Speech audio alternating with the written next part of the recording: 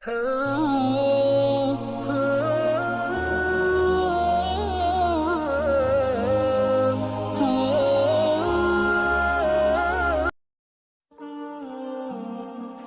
tidak peduli siapapun Anda. Anda pernah bermaksiat, Anda pernah berbuat salah. Kita manusia yang tidak luput dari dosa.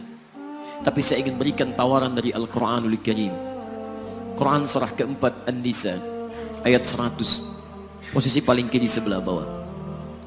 Pernah ada orang berbuat maksiat yang tak terlukiskan. Ada seorang yang pernah bunuh orang. Bunuhnya bukan 1, 2, 100 orang. Tak terlukiskan bilangannya. Kriminalitas tidak perlu diukur karena Anda akan lelah menghitungnya. Ketika Allah berkenan memberikan hidayah kepadanya, Masya Allah. Dan hidayah selalu terbuka pada siapapun sepanjang ia mau mengambilnya sebelum nyawa sampai di kerongkongannya. Tiba-tiba datang ia pada seorang alim dan berkata, saya ingin berubah.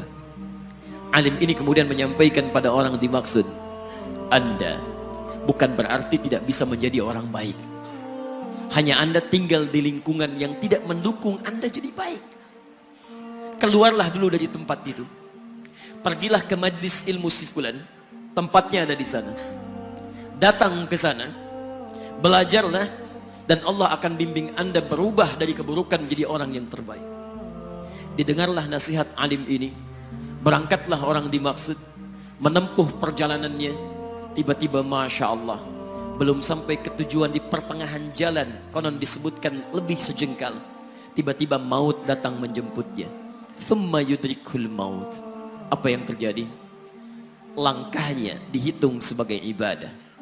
Dalam terapnya dia beristighfar, tobat kepada Allah subhanahu wa ta'ala. Taubat yang menghadirkan cinta Allah subhanahu wa ta'ala. Quran surah kedua ayat 222 di ujung ayatnya. Innallaha yuhibbut tawwabin. Allah mencintai orang-orang taubat. Dan cinta Allah menghadirkan ampunan bagi seluruh dosanya. Quran surah ketiga Ali Imran ayat 31, paling kiri sebelah atas. Qul in kuntum tuhibbunallaha fattabi'uni yuhibbukumullah. Allah cintai orang yang mau taat pada Rasulnya. Lihat, ketika Allah mencintai seorang hamba, wa yaghfir lakum dzunubakum, Allah ampuni seluruh dosa-dosanya. Derap langkahnya menghadirkan istighfar. Taubatnya menghadirkan cinta Allah. Cinta Allah menghadirkan seluruh ampunan bagi dosa-dosa yang ia miliki. Maka apa yang terjadi? Di tengah perjalanan maut menjemputnya, thumma yudrikhul maut faqad waqa'a ajruhu 'ala Allah.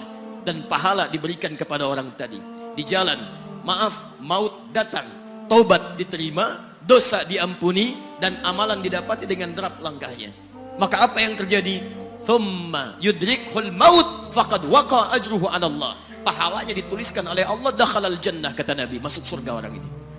Anda bisa bayangkan, pernah bunuh orang 100 orang, mabuk tak terlukiskan, kriminalitas tak perlu dihitung. Ketika dia mau bertobat, datang ke majlis ilmu, Masya Allah, meninggal di tengah jalan, kata Nabi, dakhalal jannah. Bertobat diampuni dosanya, derap langkahnya ada pahalanya, dakhalal jannah. Turun ayat untuk melukiskan tawaran yang sama kepada kita. Wa may yuhajir fi sabilillahi yajid fil ardi muraghaman katsiran was'a. Siapapun yang mau berubah kembali pada ketentuan jalan Allah, kalau dia masih punya batas-batas kehidupan, kami akan berikan kelapangan di sisa hidupnya dan kelimpahan-limpahan kenikmatan selama dia hidup. Wa may yakhruj min baitihi muhajiran ila Allahi wa rasuli.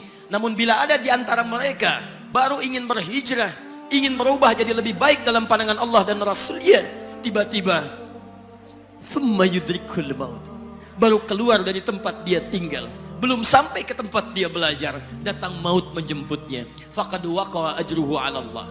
Kami terima semua amalnya, kami ampuni dosa-dosanya, dan kami tuliskan namanya di dalam surga.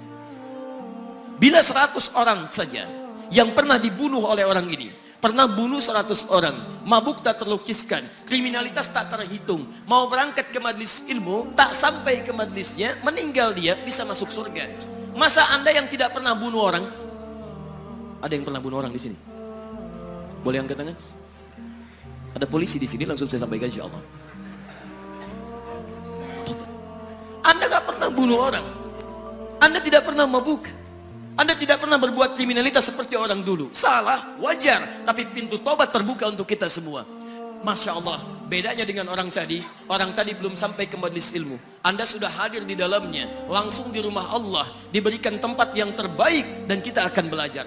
Kalau dengan semua ini belum mempermudah Anda ke surga, dengan cara apa lagi Allah mesti mengantarkan Anda ke surga?